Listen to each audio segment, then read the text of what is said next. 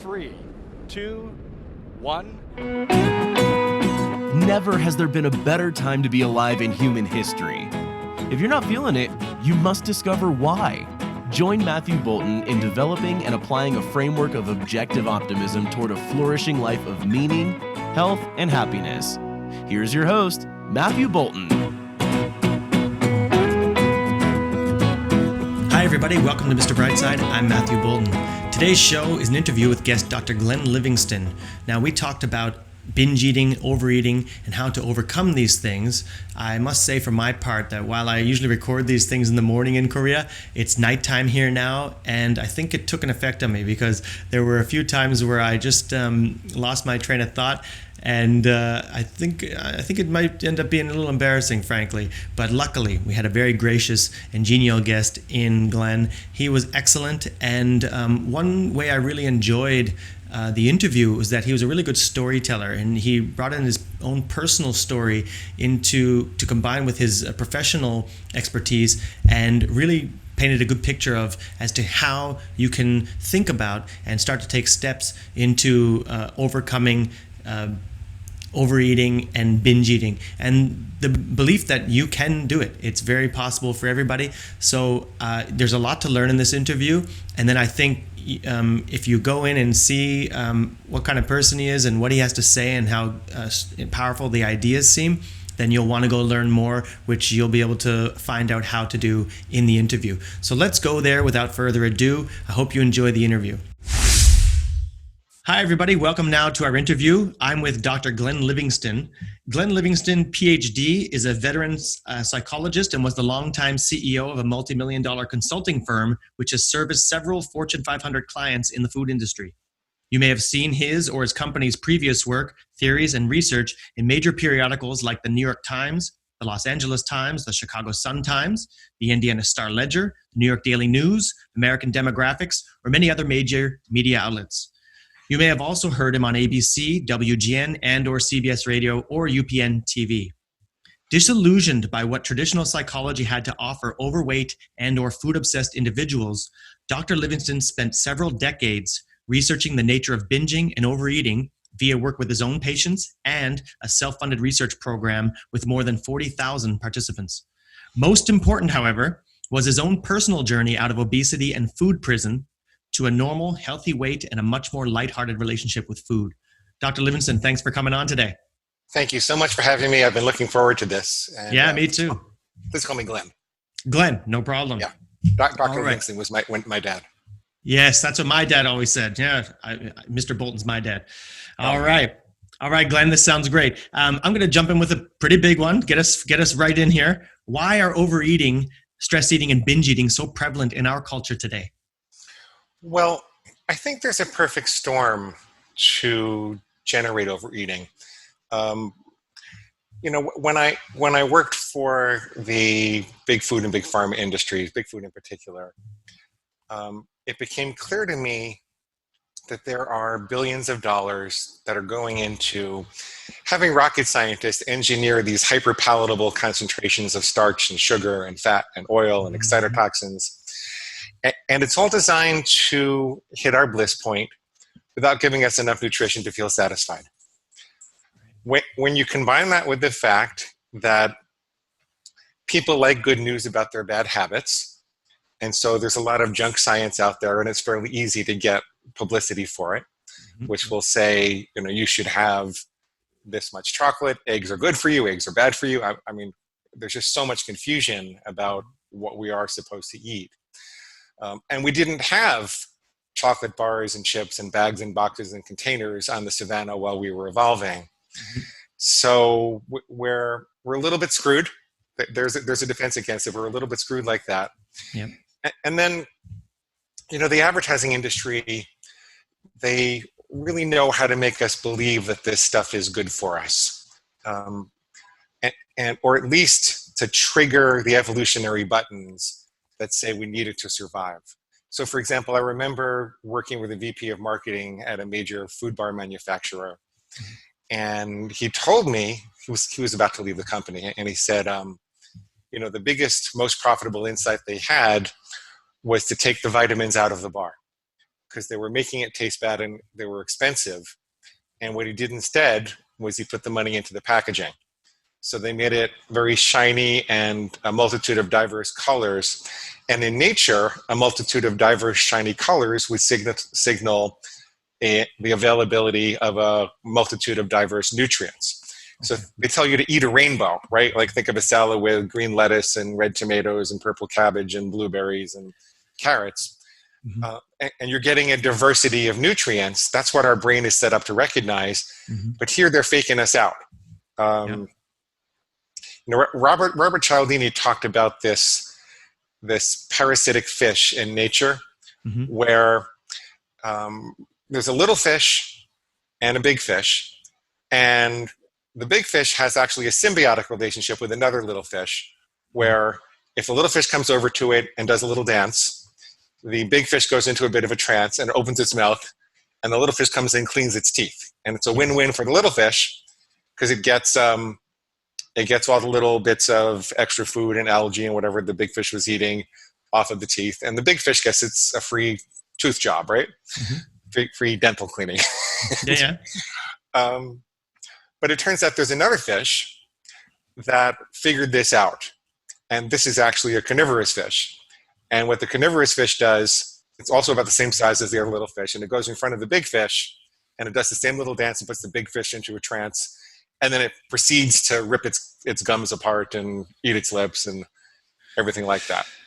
God, okay.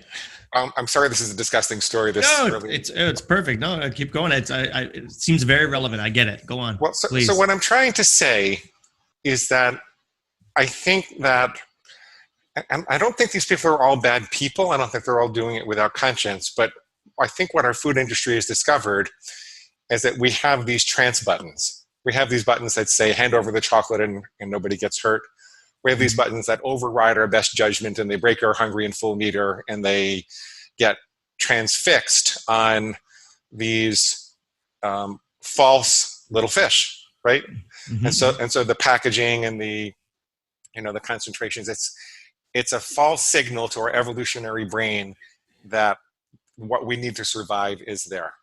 Right. And so the common sense English way I have of encapsulating this so people remember is that every time you're looking for love at the bottom of a bag or a box or a container, there's some fat cat in a white suit with a mustache that's laughing all the way to the back. Okay. So I think you have, billions of dollars in the food industry, billions of dollars in the advertising industry, 5,000 to 7,000 messages per year beamed at us about food per year. Maybe a half dozen of them are trying to get us to have more fruits and vegetables. And so our survival drives have been stolen. You can walk out of a McDonald's and there's a Burger King across the street. You can walk out of a Starbucks and there's a Starbucks across. Not saying that everything there in either of these places is all bad. No, certainly not. Yeah.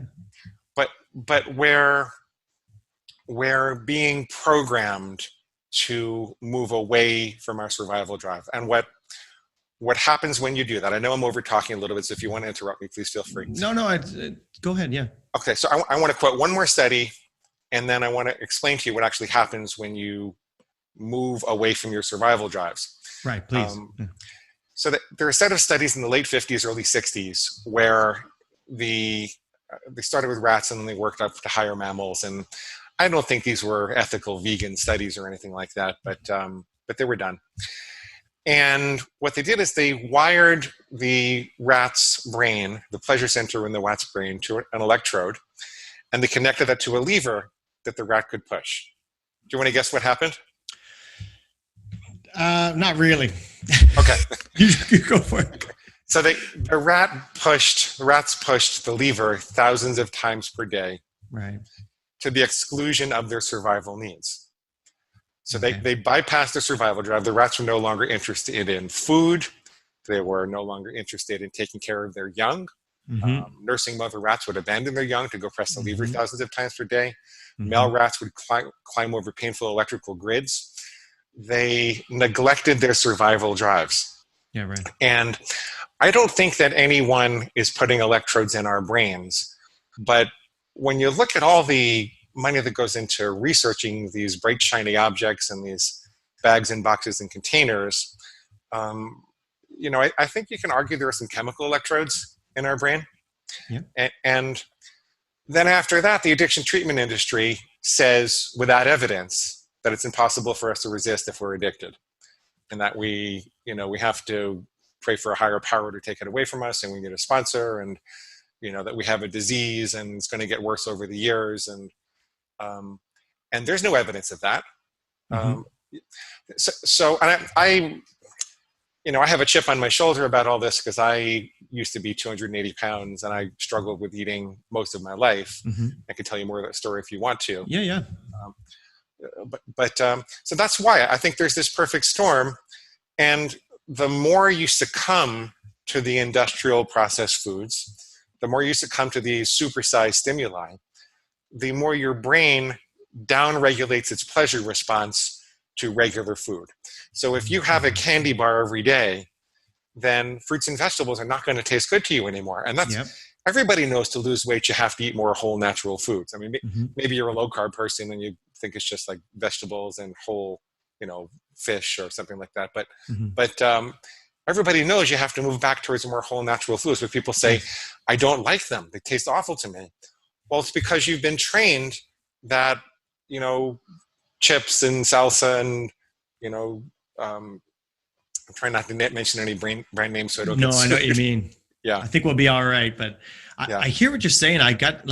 My wife and I talk about this all the time. We've really adjusted, or I certainly have in a couple of years, because I used to be all about the sweets. I grew up like that. And it was really hard to break my ideas about that. And not just ideas, but even my actual feeling towards my taste. And I notice now, like even just milk and coffee or something, a latte tastes like and a latte in Korea, there's no sugar in it, just milk. And it just tastes sweet. Like it just tastes sweet to me. It tastes like I'm drinking a macchiato and all I've got is a coffee with milk in it.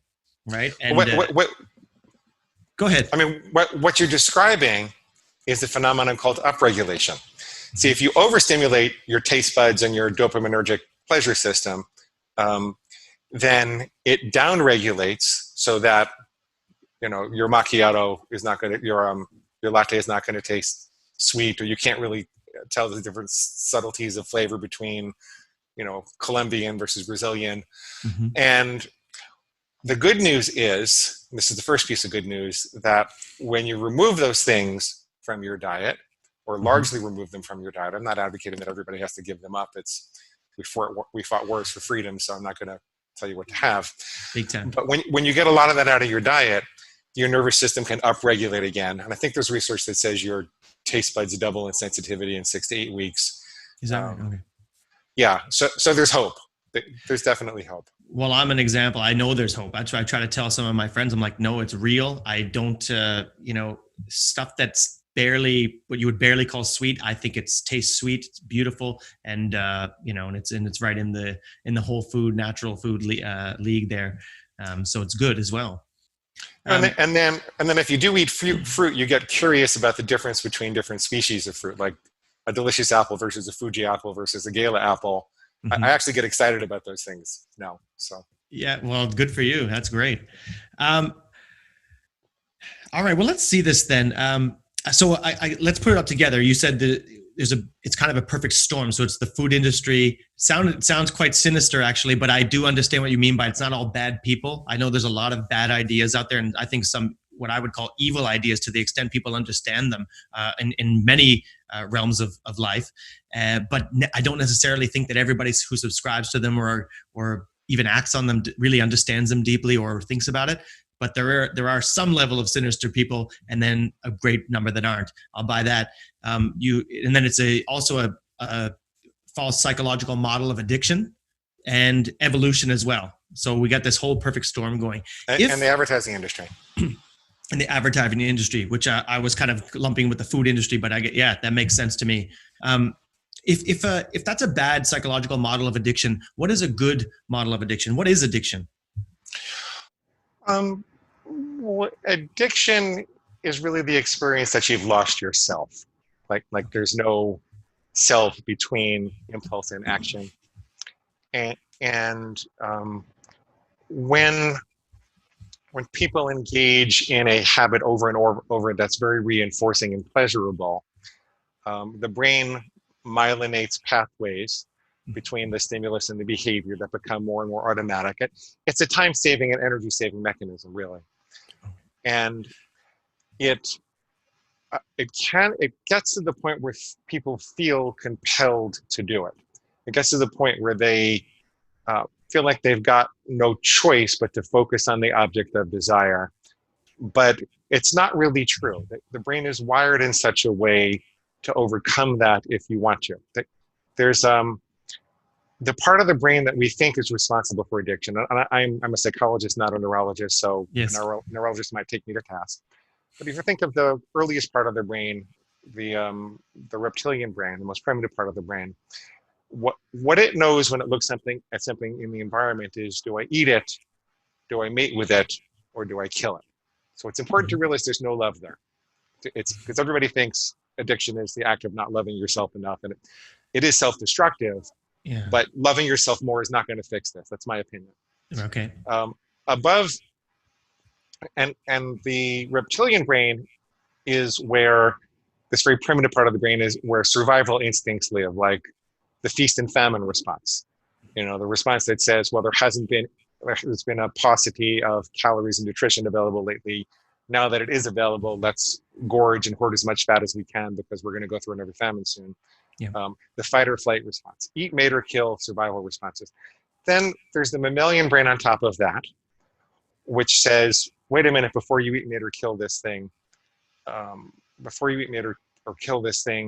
what impact will this have on the people that you love? What impact will this have on your tribe? What impact this will have on your social connections in the world? Mm-hmm. And then there's a neocortex, the most recently evolved part of the brain. And if you don't believe in evolution, these parts of the brain still exist. The neocortex says, before you eat, mate, or kill that thing, what about your long-term goals? And what about your contribution to society? And what about your big projects? And what about your creativity and spirituality and your music and your art? And what happens in addiction is that the pathways are myelinated so that the lizard brain gets activated and it kind of blows all this stuff away. That's why you could say, I'll never have chocolate on a weekday again. And then you're in front of a chocolate bar at Starbucks and you hear this little voice in your head that says, you worked out hard enough and you won't gain any weight. And, chocolate comes from a cocoa bean and that grows in a plant. So that's really a vegetable anyway. Mm-hmm. And then boom, this is all gone. And you're thinking, well, I must have a need for self-love. I must be not engaged in enough self-care. And so, poor me, and I got to do this. I get it. So the model of addiction, and I didn't invent this. I got this from a number of different authors, but the most prevalent one was Jack Trimpey, who wrote Rational Recovery. It has more to do with trying to move the battleground from the primitive survival response, which doesn't really have much of what we think of as us in there, mm-hmm. to the neocortex and to a lesser extent the mammalian brain. And so most of my life, if you ever stop by a 7-Eleven in Syosset, New York, and they were out of pizza and Pop-Tarts, it's probably because I got there before you. Okay. Most of my life I was, I was very obsessed with food, and it really bothered me. And I tried, from a family of 17 psychologists and psychotherapists, mm-hmm. I always took a psychological motto and thought, well, the reason I must be obsessed with food is because there's a hole in my heart. And if I could fill the hole in my heart, then it wouldn't have to fill the hole in my stomach. Okay. And so I spent about 30 years trying to figure out, how do I love myself well? How do I be kinder to myself? How do I seek a more spiritual existence? I went to Overeaters Anonymous. I saw the best psychologists and psychiatrists. I knew them in New York because of my family. Mm-hmm. And I think it was a very soulful journey. And I learned a lot about myself, and I don't regret it. It helped me become the person that I am. Mm-hmm. But it didn't really help me with food.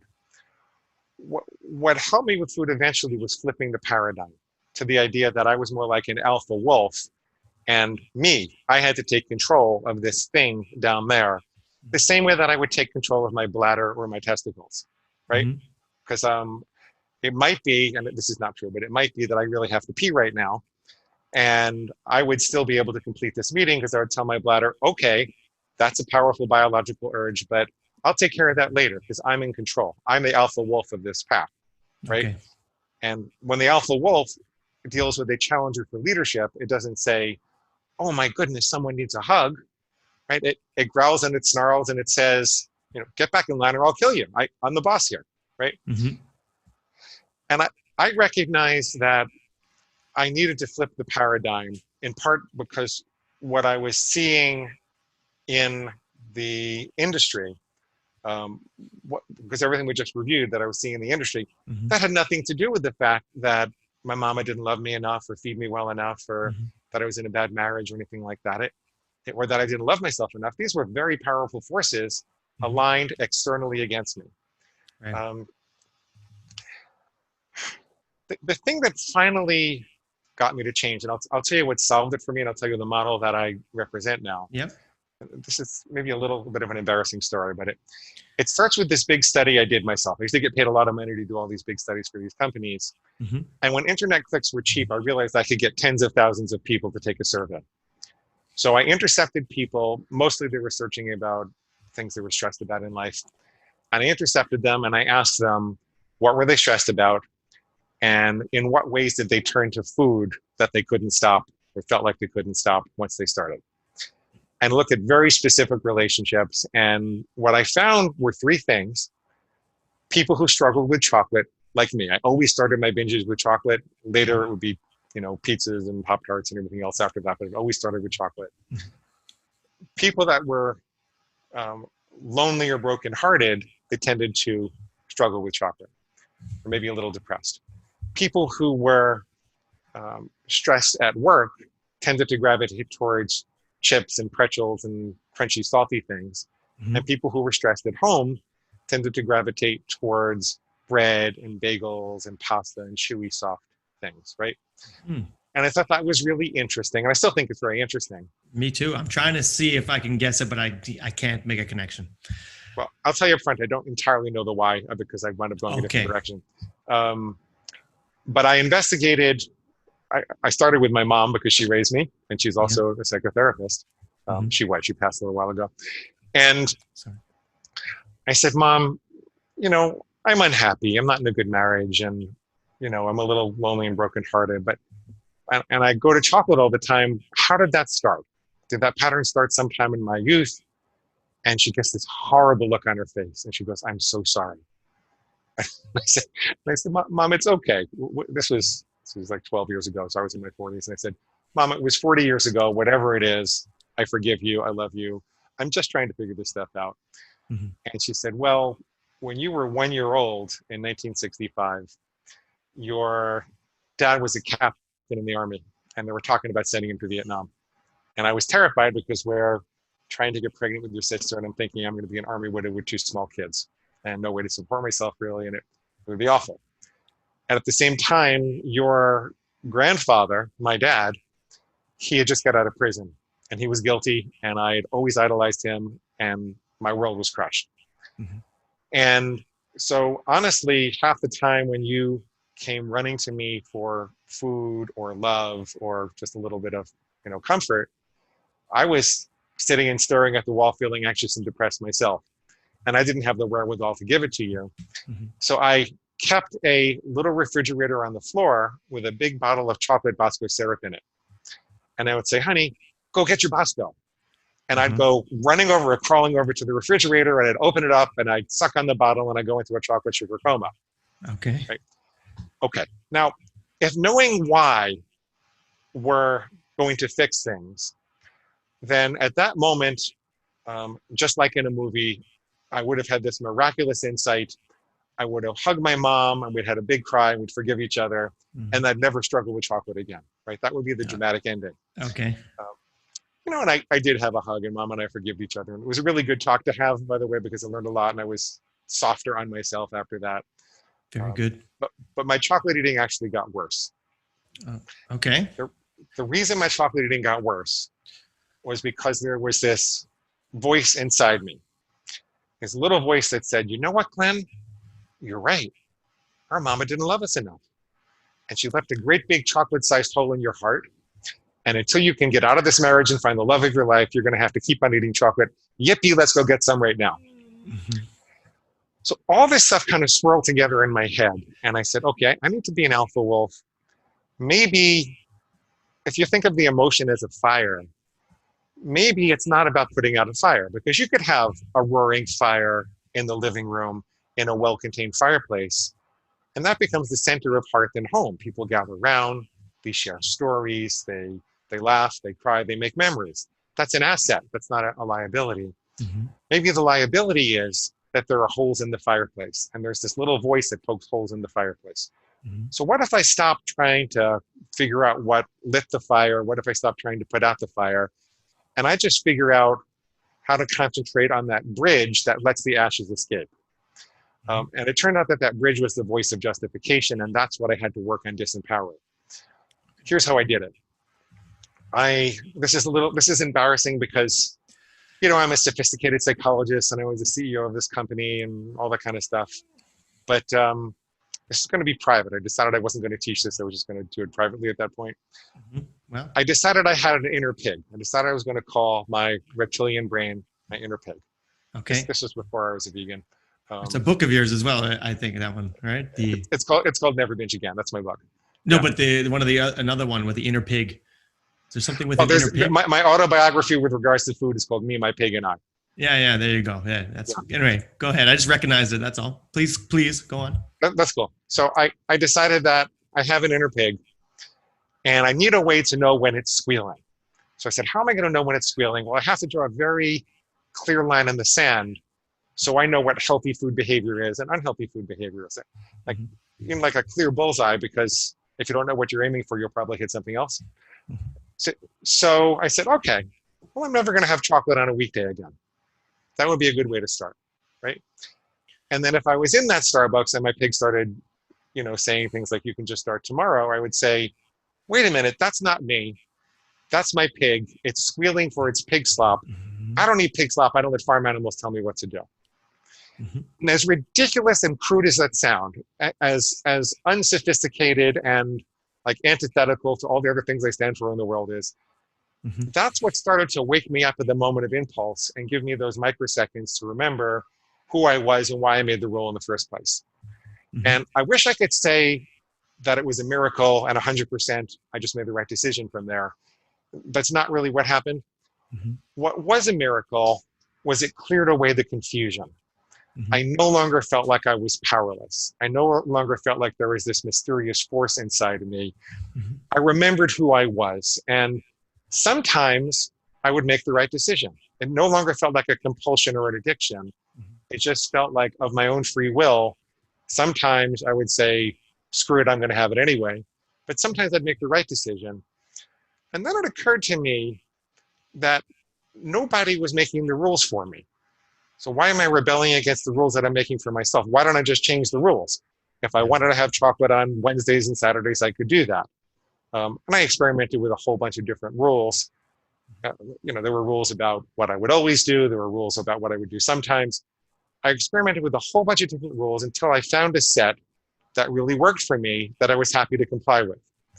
And that's when things really clicked. And it took a year or two to really get to that point. From that point, I kept a journal. So then whenever the pig would challenge my rules, I would keep a journal and write down what it said. And then I'd write down why it was wrong. For example, if the pig says, you can just start tomorrow, let's have one last time. Well, the problem with that is that at every moment we are either reinforcing or extinguishing those neural pathways. Like we are learning machines. Yes. And so if you have a craving and you indulge that today, it's going to be harder to give up chocolate tomorrow. Yes. So if you're in a hole, stop digging. So I would write down these things that the pig would say, and then I would disempower them. And I started to understand that the way that the pig operated was with a half-truth and a bigger lie, right? So it seems like it would be easier to start tomorrow. It seems like I worked out hard enough, I won't gain weight, it would be just the same thing. But the bigger lie is that I'm actually training my brain to be more addicted. Yes. And so it's always easiest to start right now, which is why I'm looking right at the camera. If there's anybody here who's got a piece of chocolate in their mouth or something that they know shouldn't be in their mouth, go spit it out, come back and listen to the rest right now, and we'll we'll show you how to keep that. Yes, you've got the So, control, right?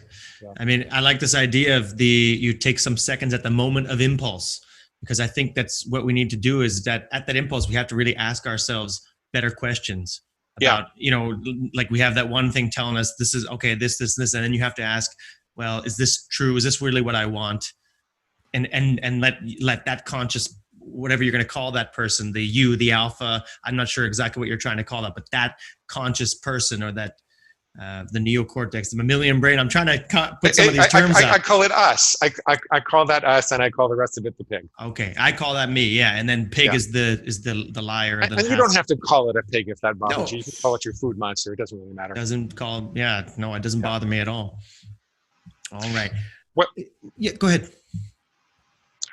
What I subsequently learned about making that transition was that because the root of that addiction seems to be in the lizard brain, or the reptilian brain, and because that's something that's activated as an emergency response, where it feels like we need this to survive,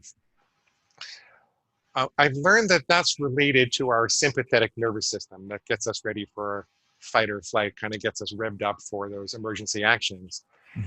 And so I've learned that when you hear the pig squealing, if you do things that will activate your parasympathetic nervous system, which is the part of us that helps us to rest and digest and say that all is well and it's okay to take time and think and go back into your neocortex and make plans. I've learned that if you do things like take a deep breath and let it out for longer than you let it in. Laurie Hammond calls this a 7-11 breath. If you breathe in for a count of 7 and you breathe out for a count of 11, I'm not really doing it right now, but you know what I mean. No, yeah. That will help activate your parasympathetic nervous system and make it easier for you to move back to your rational brain again. If you stand up and stretch and do some yoga, that will make it easier for you to do that. If you do nothing more than carry a pad and pencil around with you and write down what the pig is saying, well, it turns out that writing is much more of an upper brain activity, whereas the kind of short, fast, urgent thoughts that we have are more of a lower brain activity, or at least stimulated by the lower brain. And so the act of writing itself can take you out of that state of emergency and give you those extra seconds to do it. And so what I have people do is do that 7-11 breath to calm down, have them carry around a pad and a paper, and then I have them challenge their pig and say, okay, pig, why do you want me to eat this? Give me your best shot. Why do you want me to have this? And they write down exactly what it says, and they say, well, why is the pig wrong? How is it lying to me? And then after they've written down all the ways the pig is wrong, then they say, how would keeping the pig in a cage right now make me a happier and better person? And this kind of links back to some motivational interviewing we do to help them understand why they're trying to follow a particular set of rules. And we find this is really effective. It certainly worked for me. Yes. I lost about, depending upon which day I weigh myself, 75, 80 pounds. Yeah. Congratulations, by the way. That's great. It's a different life. It's a way different life. I know a little bit about it. Yeah, no, and the bigger deal is that the food obsession went away. The bigger deal is that I could sit with a patient now and, talk to them and be 100% present, as opposed to thinking when I'm going to go get a chocolate bar and a pizza. So that's the bigger deal. Excellent. Okay, I'm done. I'm sorry. It's not at all. It's all kinds of stuff, and this is stuff I was going to ask you about, and you're just rolling it into one. So it's working really well. If you don't, I don't need to be talking. This is great. We're here. Okay. I'm here to hear you. Nobody wants to hear me. All right. You're going to give me a swell time. What do you mean when you say character trumps willpower? It sounds like we're talking about that a little bit. But what is and how does one build character? Because I want to know what to do and how can we affect this stuff? How can we defeat this pig and stuff? Okay. What I mean by character trumps willpower is that willpower is the ability to make good decisions. And it turns out that we can only make so many good decisions per day. It seems like it burns some glucose in our brain in a particular area. And we are impinged upon by a multitude of decisions all day long, including food decisions. Yes. So, in our society, because of the advertising industry and because of all the messages about you should eat this or you should eat that, because we watch characters on TV eating something delicious, because of all the songs and jingles, which everybody thinks doesn't affect them, but it turns out it affects you more when you think it doesn't, because your resistance is down. Because of all that, we are constantly impinged upon by food decisions, but we also have to decide when we get an email, do I delete this? Do I report it to spam? Do I forward it to someone else? Do I delegate it? Do I defer it? And that wears down your willpower also. Turns out that people have trouble resisting marshmallows. I'm going somewhere with all this. People have trouble resisting marshmallows if you make them do math problems beforehand. It's really interesting. Yes, I get it. So we wake up with more willpower in the morning than we have in the evening. That's why so many people have trouble at night with food. What character does, character is how you habitually respond in the face of temptation. So, and the way that you can define that is with a rule. In our culture, we're taught not to use rules. We're taught to use guidelines. We're taught to say, I will avoid chocolate 90% of the time and I'll indulge 10% of the time, which is a good idea in theory. Like if you could actually do that, that works for a lot of people. Yeah. The problem is that every time you're in front of a chocolate bar at Starbucks, you have to ask yourself, is this part of the 90% or part of the 10%? You have to make another food decision. Yes. Whereas if you use a rule as opposed to a guideline and said, I will only ever eat chocolate on the last 3 calendar days of the month. That's still 10% of the time. You're still accomplishing the same goal. But now 27 days a month, your food decisions about chocolate have been made. And now you don't require willpower. You don't have to wear down your willpower to make those decisions. People are concerned that this is too strict or too disciplined until I point out that we're doing it all the time without knowing it. So if you go into a diner and you go sit down at a table up front and the waitress says, I'll be right back. I just have to get your menus. And there is no video camera. There are no windows. There's nobody up front that would see you. And there's a $10 tip on the table. Would you take that tip? Would you take the money? Certainly not. How come? You're very convicted about that. How come? It's just part of my character is how I can define it. But Right. How did I get there? I'm going to go ahead and tell us how I built that. Well, you've got an unwritten rule, which you've internalized through years of acculturation that says, I'm not a thief. I never take other people's money, right? There are all sorts of things like that. You never kick a policeman in the tush, I assume? I never do. Because you're a law-abiding citizen. That's right. Okay. One day I'm going to come across someone who says, yes, I do. It may be somebody, and there are. I mean, yeah, I've said this in hockey before. With it's like I play hockey or did in my youth, and I just know there were some kind of guys that were a little bit scary because they would get to a point and they would swing with like a stick or something, and that would be their part of their impulse. And I said, it's impossible for me to get to that point because I have it at such a point. It's impossible for me to do that. If I lost it, it would be dropping it and maybe punching or grabbing or something, but I couldn't do that. And when there's other guys there, I'm scared of them, not because they're tough, but because they could like they don't break have an a ankle. conscience. They have a defective character. And that's what I mean. There's like, they don't have that, like they might take the $10. And I feel like you can build, so I understand, I'm just trying to demonstrate that I understand what you mean by we can build this thing. And now I'm really curious, how do we build it with food? Well, the way you do that is to come up with one simple rule to start with. One thing that the pig does to defeat us is to try to make our diet overly restrictive, and it sets the bar too high. There's a nursery rhyme that says, when she was good, she was very, very good, but when she was bad, she was hard.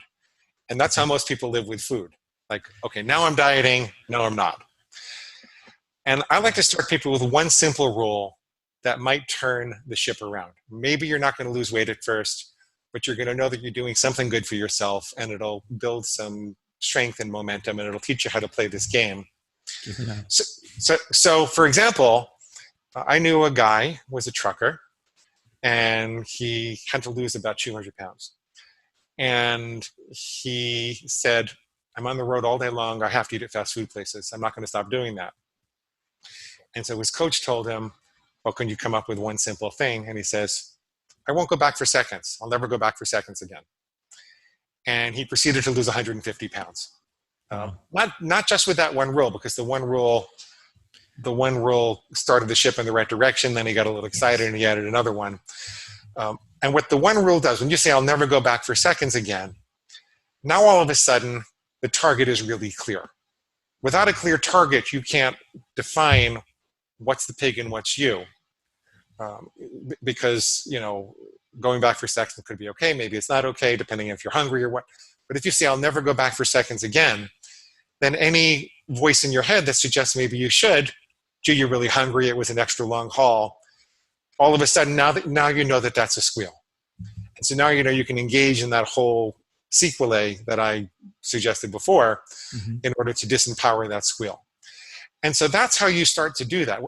See, when you say, I'll never go back for seconds again, what you're really saying is I've made a decision to become the kind of person who doesn't eat seconds.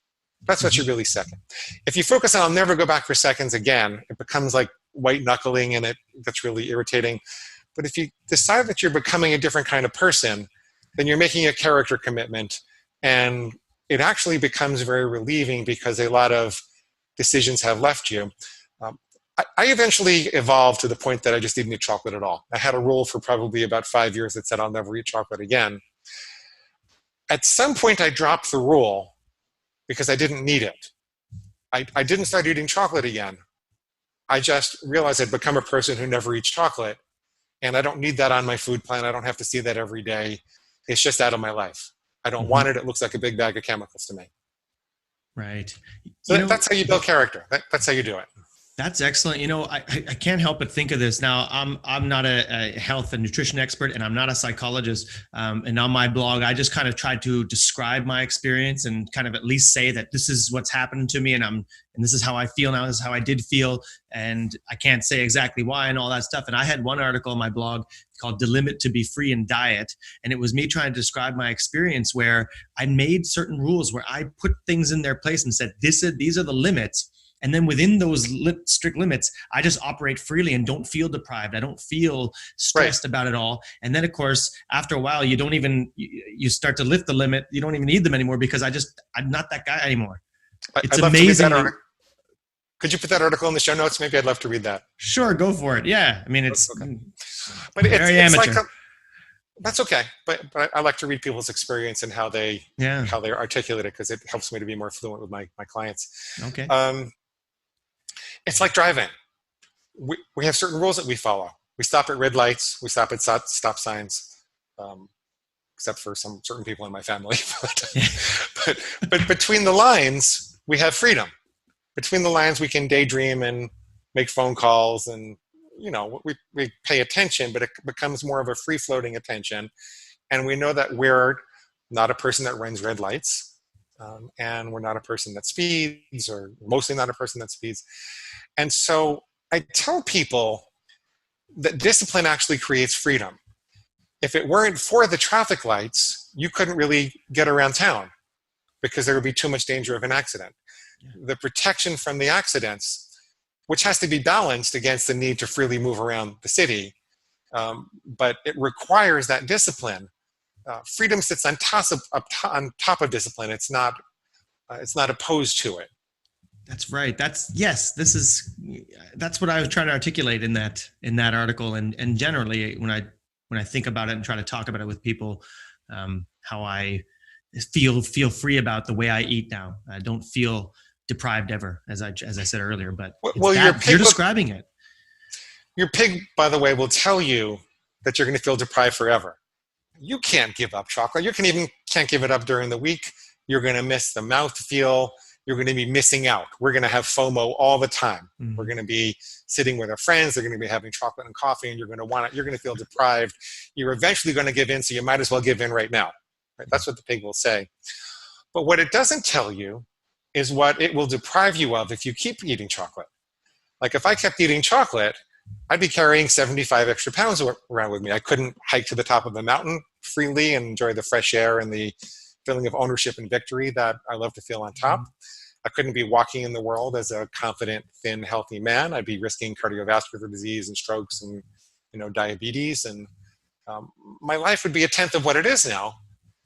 And when I compare that deprivation to the deprivation of the moment, people say, well, how do I just not have chocolate? Don't I miss the taste? Have I convinced myself that chocolate doesn't taste good? No, I think chocolate would be orgasmically amazing. I think that these companies are really good at producing this stuff. And if you can eat it without going out of control, God bless you, go enjoy it. But for me, I've chosen to abstain from certain short-term pleasures so I can enjoy the long-term contented life instead. Mm-hmm. So that's my answer to the deprivation trap. And excellent. I got that. A lot of that came from Janine Roth, by the way. Okay, sure. Wrote a book called Breaking Free from Emotional Eating. Yeah. All right, perfect. I like this one too. You say commit with perfection, but forgive with dignity. This is another important piece of this process, because when people are trying to do this and they're gonna make their rules, and maybe the guy goes for the seconds on the truck stop. How do you commit with perfection, but forgive yourself with dignity? Because I think people beat themselves up too much and then fall further. People do the opposite. What they typically do, and the advice typically given, is to aim for progress, not perfection. But then if you make a mistake, they beat themselves up like crazy. Yeah. And so if you look at the psychology of winners, and there's a whole series of studies on this, let's take an Olympic archer. When an Olympic archer is aiming at the bullseye, before they let the arrow go, they become one with the bullseye. Most of them will tell you they could see the arrow going into the bullseye before they loose, right? Mm-hmm. And they need to feel a certainty, a perfect commitment to that arrow going into the bullseye. That doesn't mean that they hit the bullseye every time. As a matter of fact, the champion archer last year got 3 out of 10 arrows in the bullseye or something like that. Mm-hmm. Okay. However, that doesn't stop them from aiming with perfection. If they miss the bullseye, they don't say, I'm a pathetic archer. I might as well shoot the rest of the arrows into the air. There's no hope for me. Maybe I'll just shoot them into the audience and who cares, right? Yeah. They stand up. They say, okay, what went wrong? By how much did I miss the bullseye? In what direction? Maybe I didn't account for the air resistance. Maybe I need to pull back just a little harder. Maybe I need to adjust my stance a little bit. Once they've done that analysis and made the changes, they drop any guilt or self-castigation, and they forgive themselves with dignity, and they recommit. Same thing if you happen to touch a hot stove, right? If you touch a hot stove, you want to feel that pain. There are disorders in this world where kids are born without the ability to feel pain, and we can't keep them alive for more than 5 or 6 years because they don't know where the sharp edges are, mm-hmm. right? So pain serves a function. So does guilt and shame. If you make a mistake, feeling a twinge of guilt or shame, it's just meant to get your attention. That's the psychological function of guilt, okay. The adaptive psychological function in the psyche. But after you touch a hot stove and you say, oh, there's a hot stove over there, I'm either going to turn it off or just watch out, on the next time. Once you've made that analysis and made the adjustments, you're not supposed to say, oh my God, I'm a pathetic hot stove toucher. I might as well put my whole hand down on the stove right now, right? Or if you happen to chip a tooth, you don't get a hammer and bang the rest of them out. Mm-hmm. It's a mistake is a mistake. You're supposed to analyze it, make adjustments, recommit with perfection, and then let it go. Mm-hmm. Now here's a pivotal insight about overeating. And if people took nothing else away from this interview, I'd want them to take this away. Right. When you find yourself ongoingly castigating yourself, you have that negative self-castigating voice, self-critical voice, self-hatred voice after a mistake saying, I'm pathetic, I'm a loser, I'm never going to get this, I always screw up, why do I always screw up? The function of that voice is actually the pig's attempt to get you to feel too weak to resist the next binge. That voice is binge motivated. All that self-criticism, it's not because you don't love yourself enough. It's not because, you've got a big hole in your heart that you have to solve and figure out, what was going on with your mama when you were 1 year old. That voice is stuck in your head because it gets reinforced by the next binge. Mm-hmm. And so what we need to do, And you have to drag yourself out of it at first. It's not going to feel like the right thing to do. And I tell people feelings aren't facts. And you don't have to believe me, you just have to try it.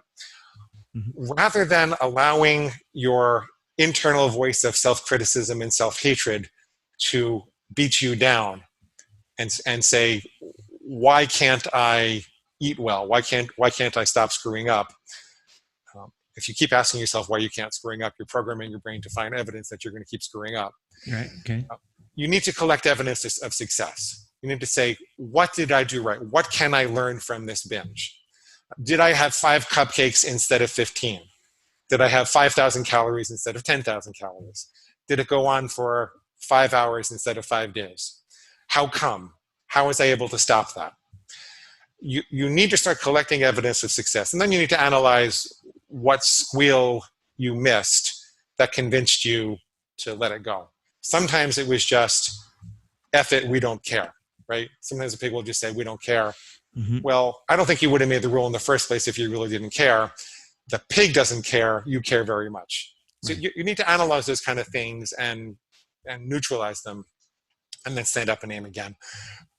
But you'll find it difficult to continue binging if you refuse to keep yelling at yourself. I learned that from Carol Munter. Okay. You'll find it difficult to keep binging if you refuse to keep yelling at yourself. All right. I love the sound of it. I mean, because it's just such a big thing to have to overcome. And you need, you need to,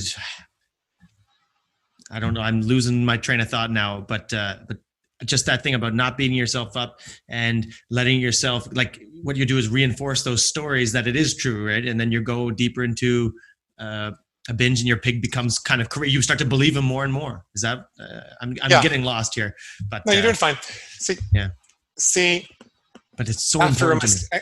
After a mistake, the appropriate attitude is progress, not perfection, right? Yes. That's when you can be kind to yourself. That's when you can say, well, what can I learn from this? How do I go forward? Something that's helpful to people in that regards is to understand that the key distinction between people who have lost weight permanently, which I think in the research means 5 years or more, versus those who keep on losing and regaining, is the number of attempts that they have behind them. So it seems like the people who succeed all have more failures behind them and they just kept going. The path to success seems to go through a multitude of failures. So the name of the game is staying in the game until you win the game. Fall down 7 times, get up 8. That's the old Japanese proverb. All right. When you're committing, that's when you want to commit with perfection. Because if you said progress, not perfection, as you're aiming at your food goal, that just means I'm going to try for a little while until I don't feel like it anymore. So. Okay. Now, if you say that the more times that they failed, then the harder it is. If someone has failed so many times, how can you tell them, how can you encourage them to try again with confidence? There are a couple of things.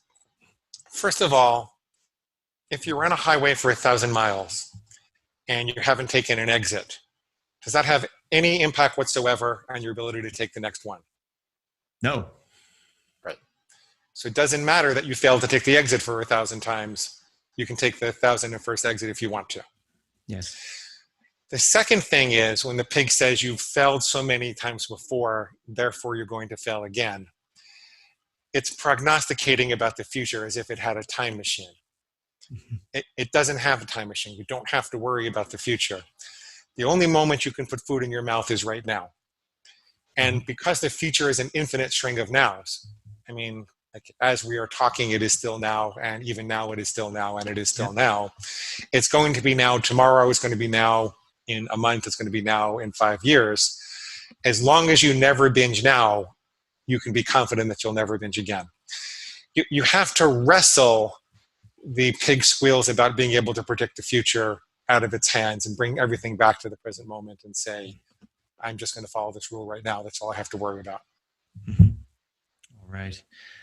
Okay, then I like the sound of that. I wonder just something, we don't have to go very deep into this, but how much did you have to learn about nutrition in order to help people with psychologically? So my program is diet agnostic. So I'm not a nutritionist. I'm not a medical doctor. I really focus on thought processes and helping people stick to their diet. That said, I will tell you that this won't work if you use these rules to create an overly restrictive diet. If you create usually if people are losing more than a pound or two per week, I know that it's going to bounce back the other way. Okay. There are authentic needs behind cravings very frequently, not just emotional needs, but physical needs. For example, the other half of how I got off of chocolate was not just with the idea that I don't eat pig slop, I don't let farm animals tell me what to do.